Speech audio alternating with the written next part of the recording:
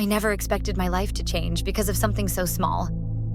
It was early autumn, that perfect time when the air turns crisp but the sun still warms your skin. I was walking through the park near my apartment, headphones in, mind elsewhere, when something caught my eye. A tiny, motionless heap on the concrete path ahead. At first, I thought it was just a clump of leaves, but then it moved. I approached slowly, my heart sinking when I realized what I was looking at. A small sparrow, no bigger than my palm, lay trembling on the cold ground. One wing was awkwardly splayed, and its tiny chest heaved with labored breaths. "Hey there, little one," I whispered, crouching down. The bird's eyes, dark, frightened beads, locked onto mine. It tried to flutter away, managing only a pathetic hop before collapsing again. Something about its desperate struggle pierced through me. I couldn't just walk away. I couldn't be another person who decided this tiny life wasn't worth the trouble. "It's okay," I said, though I wasn't sure if I was reassuring the bird or myself. "I'm going to help you." Getting the bird home was its own challenge. I had nothing with me but my jacket, so I carefully removed it, creating a makeshift nest in its folds. As I reached toward the sparrow, it let out a weak chirp, a sound so full of fear that I hesitated. "I know you're scared," I murmured, "but you won't survive out here." My hands trembled as I gently scooped the bird up. It weighed almost nothing, this fragile creature whose life now rested literally in my palms. Its heart fluttered against my fingertips, a rapid, panicked rhythm that made me acutely aware of how easily I could harm it without meaning to. The walk home was the longest 10 minutes of my life. Every step felt too jarring, every passing car too loud. The bird had gone eerily still, and I kept glancing down, terrified I'd find it had died in my hands. A woman walking her dog passed by, slowing to look at the bundle in my hands. "Is that a bird?" she asked. "Yes," I replied, suddenly protective. "It's hurt. I'm taking it home." She gave me a skeptical look. "You know most of them don't make it, right? Nature's way." Her words clung to me like burrs as I hurried away. Maybe she was right. Maybe I was prolonging the inevitable or interfering with the natural order of things. But something deeper than logic drove me forward. A conviction that compassion was never wasted, even if the outcome wasn't what I hoped for. Inside my apartment, I cleared a space on my kitchen counter and placed my jacket there. The bird remained motionless as I carefully peeled back the fabric. For one horrible moment, I thought I was too late. But then I saw the slight rise and fall of its chest. "What do I do with you?" I asked aloud, panic rising in my throat. I'd never rescued a bird before. I didn't know the first thing about caring for one. I grabbed my phone and started searching frantically. Injured bird rescue. How to help a hurt sparrow. What to feed a baby bird. My screen filled with contradicting advice, but I pieced together the basics. Warmth, quiet, and a secure space. I found an old shoebox, lined it with soft towels, and carefully transferred my tiny patient. Using a clean eyedropper I found in my medicine cabinet, I offered a few drops of water. The bird turned away. "Please," I whispered. "You have to try." Night fell, and I placed the box near my bed. I couldn't sleep. Every hour I checked on the sparrow, expecting the worst. Sometime around 3 a.m., when I peered into the box for what felt like the 100th time, the bird was looking back at me. Its eyes seemed clearer somehow, more alert. "You're still with me," I said, relief washing over me. "You're a fighter, aren't you?" By morning, I had named him Atlas, a massive name for such a tiny being, but it felt right. He carried a world of worry on his small shoulders. Atlas refused food at first, turning away from the soaked breadcrumbs and mashed berries I offered. By midday, desperation drove me to call a local wildlife rehabilitator.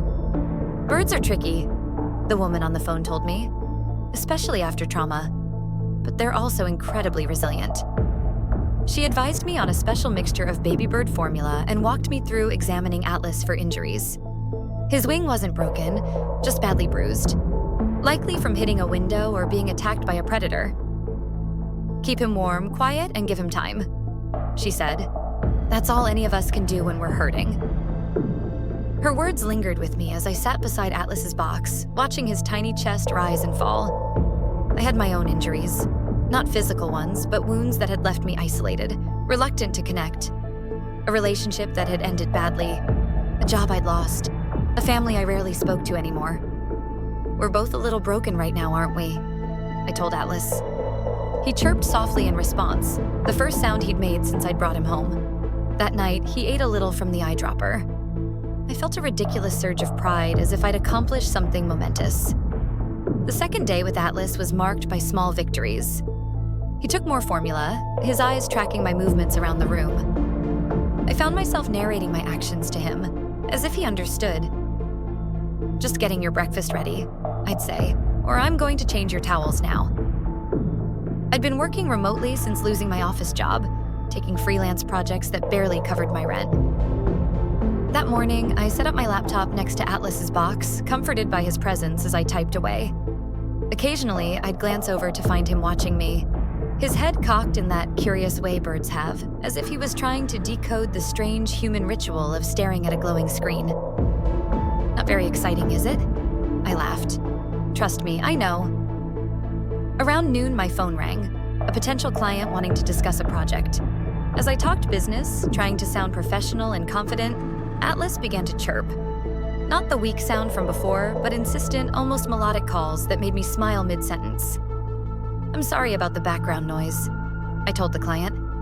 I've got a guest staying with me. Sounds like a bird, the woman said. Yes, a sparrow. I'm helping him recover from an injury. There was a pause, then unexpected warmth in her voice. My grandmother rehabilitated birds, devoted her whole garden to creating a safe haven for them. I grew up helping her. The conversation shifted, becoming more personal, more human. By the time we hung up, I had not only secured the project, but also made a genuine connection, something that had become rare in my life of late. Your good luck, Atlas, I said, offering him another dropper of food. This time, he ate eagerly. Days passed. Atlas grew stronger. He began to eat eagerly, hopping around his box with increasing confidence. His wing, though still not fully functional, was improving. I moved him to a larger container, giving him more space to exercise. Each morning, I'd wake to his chirping, insistent, demanding. It became my alarm clock, my responsibility, my connection to something outside my own problems. Good morning, Atlas, I'd say, and he'd hop to the edge of his container, tilting his head as if to say, took you long enough. He had personality, this little bird. Stubborn, impatient, but also surprisingly gentle. When I'd place my hand in his box, he'd hop onto my finger, his tiny claws gripping me with surprising strength. He'd study my face with those bright eyes, and I'd wonder what he saw there. On the fourth day, I received a call that my grandfather had been hospitalized. The same grandfather who'd taught me to appreciate nature, who'd shown me how to identify birds by their calls when I was just a child. We'd drifted apart over the years, another relationship I'd let slip through neglect. I sat by Atlas's container, tears streaming down my face. I don't know what to do, I confessed to him. I should go see him, but I'm afraid. And I can't leave you. Atlas hopped closer, pecking gently at my fingertip. Not to hurt, but almost as if offering comfort. I made a decision then. I would find a way to make this right.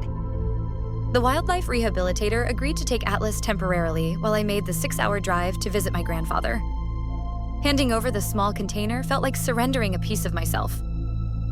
I'll be back for him, I told her. He might be ready for release by then, she warned gently. I nodded, throat tight. Then that's what needs to happen. The hospital room was sterile and cold, so different from the warm, vibrant garden my grandfather had once tended. He looked smaller than I remembered, frailer.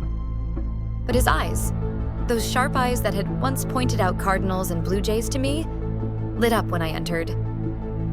There you are, he said, reaching for my hand. I've missed you. We talked for hours, about birds, about life, about second chances. I told him about Atlas and he smiled. Always knew you had a gentle heart, he said, even when you try to hide it. When I returned 3 days later, Atlas was indeed stronger, almost unrecognizably so. The rehabilitator had placed him with another recovering sparrow, and the companionship seemed to have accelerated his healing. Birds are social creatures, she explained. Sometimes they need their own kind to really thrive. I took him home with mixed emotions, joy at his improvement, sadness at the realization that our time together was growing short. On the 5th day, I brought him outside to my small balcony. The sunshine seemed to invigorate him, and he fluttered his wings experimentally. My heart caught in my throat. Was he ready? Was I ready? The wildlife rehabilitator had warned me about this moment. When they're ready to fly, you have to let them go, she'd said. Even if it's hard, even if you're afraid for them. But Atlas wasn't ready yet. After a few minutes of sunshine, he settled back into his customary spot on my finger, seemingly content to stay. Not today, I told him, relief and something like guilt mingling in my chest. But soon. That evening, I received news that my grandfather was improving. As I relayed this to Atlas, I realized how much the bird had become my confidant, my silent therapist through this emotional whirlwind. You know, before I found you, I was just going through the motions, I admitted. Wake up, work, sleep, repeat. I wasn't really living. Atlas cocked his head, his bright eyes fixed on me with that peculiar intensity. Don't look at me like that, I laughed. I know how it sounds, getting life advice from a bird. But there was truth in it. This tiny creature had pulled me out of my isolation, forced me to connect with the rehabilitator, with the client whose grandmother loved birds, with my own grandfather. Atlas had made me vulnerable again, and in vulnerability, I'd found a strange sort of strength. As Atlas grew stronger, I found myself talking to him more. I told him about my day, about my fears, about the life I'd been living before I found him, a life that suddenly seemed colorless and confined. I used to be different, I told him one evening as he preened his feathers under my watchful eye. I used to take risks. I used to believe things would work out. Atlas paused in his grooming to look at me, his head tilted questioningly. I know, I laughed. Taking advice from a bird, but you're going to fly again, Atlas. You're going to be free. Maybe I need to remember how to do that too. That night, I called my sister for the first time in months. We talked for hours, rebuilding bridges I'd thought were permanently burned. When I hung up, I felt something shift inside me, a tiny wing testing its strength. The next day brought an unexpected visitor, the client whose grandmother had rehabilitated birds. She'd brought a small, handcrafted birdhouse. For when your little patient returns to the wild, she said, if you hang it nearby, he might make it his home. We sat on my balcony, watching Atlas hop about in the sunshine. He was more adventurous now, exploring the edges of the small space, looking curiously at the world beyond. It's hard, isn't it? She asked. Letting go when you've invested so much of yourself in saving something. I nodded, unable to speak past the lump in my throat. My grandmother used to say that love means wanting freedom for the thing you love, even when that freedom takes it away from you. Her words stayed with me long after she left. That night, I sat with Atlas, who now perched comfortably on my shoulder as I moved around the apartment. Tomorrow, I whispered to him. We'll try tomorrow. The morning Atlas tried to fly was sunny and clear. I'd taken him to the balcony as usual, but this time, when he perched on the railing, he seemed different. More alert, more present. He hopped from the railing to my shoulder, then back again. I held my breath, sensing something was about to change. It's okay, I whispered. Whatever you need to do. Atlas looked at me one last time, and I swear I saw something like gratitude in those tiny eyes. Then he spread his wings, those wings that had been so broken just days before, and pushed off. My heart stopped as he dropped slightly, wings struggling to catch the air. But then, miraculously, he rose. Not high, not far, but he flew to a nearby tree branch where he perched, looking back at me. I laughed through my tears. You did it, Atlas chirped, the sound carrying across the space between us. He wasn't leaving, not yet. He was just testing his wings, reminding himself what freedom felt like. For the next 2 days, Atlas came and went. He'd fly off for increasingly longer periods, but always return to my balcony, where I'd have food and water waiting. Each time he came back, relief would flood through me. Each time he left, my fear lessened a little more.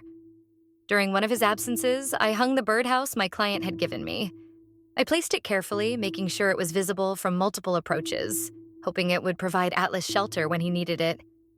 I also began making changes to my own life. I applied for a job that excited me, even though it seemed like a long shot. I made plans to visit my grandfather again. I started sketching again, something I'd loved in college but had abandoned as impractical. My sister noticed the change during our now regular calls. "You sound different," she said. "More like your old self." "I feel different," I admitted. "Like I'm waking up." On the third day, Atlas didn't return by sunset. I stayed up late, watching the darkness settle over the city, trying to ignore the ache in my chest. "It's what's supposed to happen," I told myself. "It's what's best for him."